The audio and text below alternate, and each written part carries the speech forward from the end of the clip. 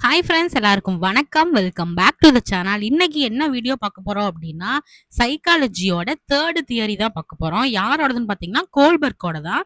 இதுக்கு முன்னாடி இருக்க 2 தியரி நீங்க பார்க்கல அப்படின்னா, நம்ம சேனல்ல வீடியோஸ் இருக்கு, போய் பாருங்க. உங்களுக்கு டெட் சம்பந்தமான, சைக்காலஜி சம்பந்தமான கிளாஸோ இல்ல எக்ஸாம்க்கான ப்ரிப்பரேஷன்ஸ் வீடியோவோ வேணும் அப்படின்னா, நம்ம சேனலை மறக்காம சப்ஸ்கிரைப் பண்ணிக்கோங்க.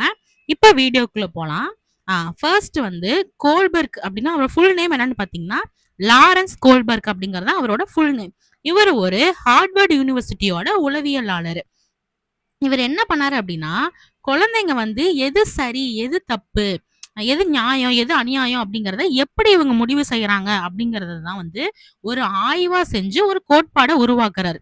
அந்த கோட்பாடு பேரு தான் இந்த ஒழுக்க வளர்ச்சி கோட்பாடு அப்படிங்கிறது. இதுக்கு அவர் என்ன பண்ணாருன்னா, நிறைய பல்வேறு கலாச்சாரங்களை சேர்ந்த நூற்றுக்கணக்கான குழந்தைங்களை வச்சு ஆய்வு செய்யறாங்க. ஒரே கலாச்சாரத்தை சேர்ந்த பிள்ளைங்களை இல்லாம பல்வேறு கலாச்சாரம் டிஃப்ரெண்ட் சைட்ல இருந்து வந்த குழந்தைங்களை வச்சு ஆய்வுகளை மேற்கொள்றாரு. அந்த டைம்ல என்ன அப்படின்னா, நிறைய பேர் வந்து குழந்தைங்க ஒழுக்கமா இருக்கணும்னா அதுக்கு பெற்றோர் தான் காரணம். அவங்க கிட்ட இருந்து தான் குழந்தைங்க கத்துக்கிறாங்க அப்படிங்கிற மாதிரியான ஒரு கருத்து இருந்துச்சு. ஆனா இத கோல்பர்க் ஏத்துக்காம, பெற்றோர்கிட்ட இருந்து குழந்தைங்க வந்து ஒழுக்கத்தை கத்துக்கிறது கிடையாது. குழந்தைங்க தானாவே சிந்திச்சு ஒரு செயல் சரியா, தப்பா, நல்லதா, கெட்டதா அப்படிங்கிற மாரி யோசிச்சு அவங்க செய்யறாங்க. அப்படிங்கிற மாரியான ஒரு கருத்த மக்கள் கிட்ட கொண்டு வரார். அதுக்காக தான் என்ன சொல்றாருன்னா, ஒழுக்க வளர்ச்சியில வந்து வெளிப்புற கற்றல் மட்டும் முக்கியம் கிடையாது. வெளியில இருந்து ஒரு விஷயத்த பார்க்கறனால அவங்க வந்து அந்த ஒழுக்கம் மாறுறது கிடையாது. அவங்களுடைய சிந்தனையில இருந்து தான் மாற்றம் ஏற்படுது அப்படின்னு சொல்லிட்டு, சிந்தனையில என்ன மாரி வருதுன்னு ஒரு 3 இது சொல்றாரு. ஒண்ணு காரணம் கண்டறிதல், இன்னொன்னு அறிவுசார் வளர்ச்சி, இன்னொன்னு வளர்ப்பு மற்றும் கற்றல் அனுபவங்கள். இது 3 மூலியமா தான் குழந்தைங்க வந்து ஒழுக்க தீர்ப்பை வந்து உருவாக்குது அப்படிங்கிற மாதிரி சொல்றாங்க. இதனாலதான் குழந்தைங்க வளர வளர அவங்க எது சரி எது தவறு அப்படிங்கிற சிந்தனையும் ஆட்டோமேட்டிக்கா வளருது. இதை வச்சுதான் அவங்க கத்துக்கிறாங்க அப்படிங்கிற மாதிரியான ஒரு கருத்தை மக்கள் கிட்ட கொண்டு வரார். இதுக்கு இவர் என்ன பண்றாருன்னா, கோல்பர்க் வந்து ஒரு 3 விதமான நிலைகளை வச்சு சொல்றாரு. இதுக்கு கோல்பர்க் ஒரு 3 விதமான வளர்ச்சி நிலைகளை சொல்றாரு. அந்த 3 என்னன்னு பாத்தீங்கன்னா, இதுதான் மரபுக்கு முற்பட்ட நல்லொழுக்க நிலை, மரபு நிலையிலான நல்லொழுக்க நிலை, மரபுக்கு பிற்பட்ட நல்லொழுக்க நிலைன்னு சொல்லிட்டு ஒரு 3 ஸ்டேஜஸ் சொல்றாரு. இந்த 3லயுமே பாத்தீங்கன்னா ஒவ்வொன்றுக்கும் 2 ஸ்டேஜஸ் விளக்கி மொத்தமா 6 நிலைகள்ல சொல்றாரு. அது என்ன அப்படின்னா பாருங்க, ஃபர்ஸ்ட் ஒன்னு மரபுக்கு முற்பட்ட நல்லொழுக்க நிலைன்னு பாத்தீங்கன்னா, இந்த டைம்ல ஏஜ் வந்து எவ்வளோ இருக்கும்னா, ஒரு 4ல இருந்து 10 வயசுக்குள்ள இருக்கும். இந்த வயசுக்குள்ள இருக்க குழந்தைங்க எது நல்லது, எது கெட்டது, எது சரி, எது தவறு அப்படின்னு சொல்லிட்டு எப்படி தெரிஞ்சுக்கிறாங்க அப்படின்னு பார்த்தீங்கன்னா, மத்தவங்க சொல்லக்கூடிய விதிமுறைகள வச்சு தான் தெரிஞ்சுக்கிறாங்க. 4ல இருந்து 10 வயசுக்குள்ள இருக்க குழந்தைங்க மத்தவங்க இத செய்யக்கூடாது, இது செஞ்சா தப்பு, இத செய்யலாம் அப்படிங்கிற மாரி மத்தவங்க சொல்லுவாங்க இல்லையா?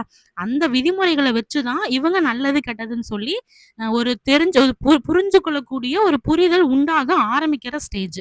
இதுல என்ன 2 ஸ்டேஜ்ன்னு பார்த்தீங்கன்னா, ஒரு ஃபர்ஸ்ட் ஸ்டேஜ் வந்து தண்டனை மற்றும் கீழ்ப்படிதல். அதாவது இப்போ ஒரு குழந்தைகிட்ட அம்மா வந்து, "நீ இத செஞ்சீன்னா உன்ன நான் அடிச்சுருவேன். இத நீ செய்யக்கூடாது." அப்படின்னு சொன்னாங்க அப்படின்னா, அந்த குழந்தை அதன் மூலமா இந்த காரியத்த செய்யக்கூடாது. அப்ப இது வந்து கெட்டது அப்படிங்கிற மாதிரியான அந்த தண்டனை மூலமாவும், அவங்க அம்மா குடுக்க போற தண்டனை மூலமாவும், அம்மா குடுக்குற கட்டளைக்கு கீழ்ப்படியணும் அப்படிங்கிற எண்ணத்தின் மூலமாகவும், எது நல்லது, எது கெட்டது அப்படிங்கிறத தெரிஞ்சுக்கிறாங்க. அடுத்தது செகண்ட் ஸ்டேஜ் பார்த்தீங்கன்னா, சுயநலம், பரஸ்பர நன்மை. அதாவது இப்ப அம்மா ஒரு விஷயத்த இத நீ செய்யக்கூடாது அப்படின்னு சொல்லிட்டாங்கன்னா, இது செய்யாம இருந்தா நமக்கு என்ன கிடைக்கும் அப்படிங்கிற அந்த சுயநலமான ஒரு எண்ணத்துல குழந்தை செய்யாம இருக்கும். இதுதான் வந்து மரபுக்கு முற்பட்ட நல்லொழுக்க நிலை. அடுத்தது பாத்தீங்கன்னா, மரபு நிலையிலான நல்லொழுக்க நிலை அப்படிங்கிறது, இது வந்து 10ல இருந்து 13 வயசுக்குள்ள இருக்க குழந்தைங்களோடது.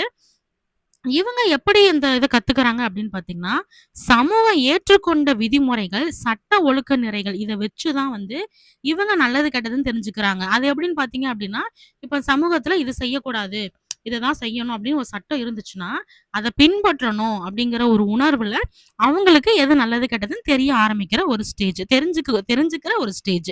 இந்த ஸ்டேஜ்ல பாத்தீங்கன்னா, குழந்தைங்க வந்து அதிகாரம் மேல ரொம்ப நம்பிக்கை வைப்பாங்க. ரொம்ப முக்கியத்துவம் குடுப்பாங்க. யாராவது மேல இருக்கவங்க ஒரு பேரண்ட்ஸா இருக்கட்டும், இல்ல ஒரு அதிகாரத்துல இருக்க ஒரு டீச்சர்ஸ் யாரா வேணாலும் இருக்கட்டும்.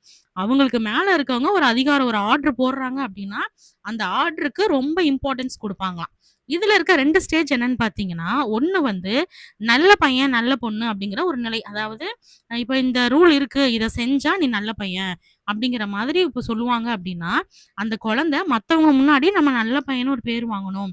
நல்ல பெண்ணுன்னு நம்மள நெனைக்கணும் அப்படிங்கிறதுக்காகவே, சுத்தி கூட இருக்கவங்க எல்லாத்தையும் கூட நல்லா அன்பா, ஒரு ஒழுக்க நிலையோட வளருவாங்களாம். அது வந்து ஒரு ஸ்டேஜ். அடுத்து இன்னொரு ஸ்டேஜ் பார்த்தீங்கன்னா, சட்டம் மற்றும் ஒழுங்கு நிலை. இப்ப நார்மலா இது வந்து ஒரு சட்டம் அப்டின்னா, இப்ப ரோட்ல ஒரு டிராஃபிக் சிக்னல் இருக்கு. இப்ப ரெட் சிக்னல் போட்டா நீங்க போக்கூடாது அப்டின்னு ஒரு ரூல் இருக்கு அப்டின்னா, அது அந்த குழந்தைங்க கீழ்ப்படிஞ்சு நடக்கக்கூடிய ஒரு ஸ்டேஜ் தான் இந்த 10லருந்து 13. அப்ப இந்த மாரி ஒரு எக்ஸாம்பிளுக்காக சொல்றேன். இந்த மாரி ஒரு ஏதாவது ஒரு ஆர்டர் ஒரு ரூல்ஸ் இருந்துச்சு அப்டின்னா, அத மதிச்சு அத பின்பற்றக்கூடிய ஒரு நிலை உண்டாகக்கூடிய நிலை உண்டாகும். அந்த ஸ்டேஜ்ல எது நல்லது, கெட்டதுங்கிறது தெரிய ஆரம்பிச்சுக்குவாங்க. கடைசியா பார்த்தீங்க அப்டின்னா, மரபுக்கு பிற்பட்ட நல்லொழுக்க நிலை. இதுல வந்து பார்த்தீங்கன்னா, 13 வயசு குழந்தை, இல்லாட்டி 13 வயசுக்கு மேல இருக்கவங்க.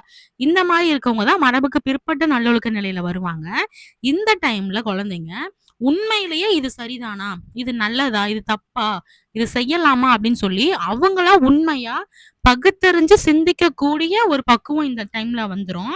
அதுக்காக அவங்க என்ன பண்ணுவாங்கன்னா, தனது சொந்த ஒழுக்க கொள்கைகள வைத்து முடிவெடுத்துதல். என்னதான் மத்தவங்க சொன்னதுல இந்த இந்த டைம்ல வந்து பேரண்ட்ஸ் சொல்றத கேட்டு நடக்கிறனாலயோ, இல்ல மத்தவங்க நம்மள நல்லா நெனைக்கணும் அப்படிங்கிறதுக்காகவோ இவங்க இருக்க மாட்டாங்க. அவங்களோட சொந்த கொள்கை என்ன? இந்த டைம்ல நம்ம இது பண்ணலாமா? இது கரெக்ட்டா? அப்படின்னு சொல்லி அவங்க சொந்த ஒழுக்க கொள்கைய வச்சு முடிவெடுப்பாங்களாம். இதுல இருக்க 2 ஸ்டேஜ் என்னன்னு பார்த்தீங்க அப்படின்னா, சமூக ஒப்பந்தமும், தனிநபர் உரிமைகளும். அதாவது இப்போ ஒரு சமூகத்துல ஒரு ரூல் இருக்கு அப்டின்னா, இத ஃபாலோ பண்ணணும், இத செய்யணும் அப்டின்னு இருந்தாலும், என்னதான் ஒரு ஆர்டர் போட்டாலுமே, எனக்குன்னு ஒரு உரிம இருக்கு. இந்த ஸ்டேஜ்ல நான் இப்படிதான் செய்வேன். இப்படிலாம் நடந்துக்க முடியாது. அப்படிங்கிற ஒரு உணர்வு வரக்கூடிய ஒரு ஸ்டேஜ். அடுத்தது கடைசி ஸ்டேஜ் பார்த்தீங்கன்னா, அனைவருக்கும் பொதுவான கொள்கைகள். இப்ப எல்லாத்துக்கும் சேர்த்து ஒரு ரூல் இருக்கு. இத ஃபாலோ பண்ணி தான் ஆகணும் அப்டின்னா, அந்த ரூல் இருக்கு அப்படிங்கிறதுக்காக இந்த ஸ்டேஜ்ல இருக்கவங்க பண்ண மாட்டாங்க. என்ன பண்ணுவாங்கன்னா, இது வந்து அதாவது என்ன நல்ல விஷயமா இருந்தா, அவங்களுக்கு அது நல்லதுன்னு தோணுச்சுன்னா ஃபாலோ பண்ணிக்குவாங்க. அதே இருக்கிற ஒரு காமன் ரூலு தப்பா இருந்துச்சு அப்டின்னா, "இது வந்து நான் செய்ய மாட்டேன். இது வந்து என் மனசாட்சிக்கு ஏத்த மாரி இல்ல." அப்படின்னு சொல்லி எதிர்க்கக்கூடிய ஒரு பக்குவம் இந்த ஸ்டேஜ்ல வரும். அதுக்காக என்ன பண்ணுவாங்கன்னா, இப்போ ஒரு ரூலே ஒரு இது ஸ்கூல்ல போடுறாங்க, இல்ல ஒரு கவர்மெண்ட்லயே போடுறாங்க.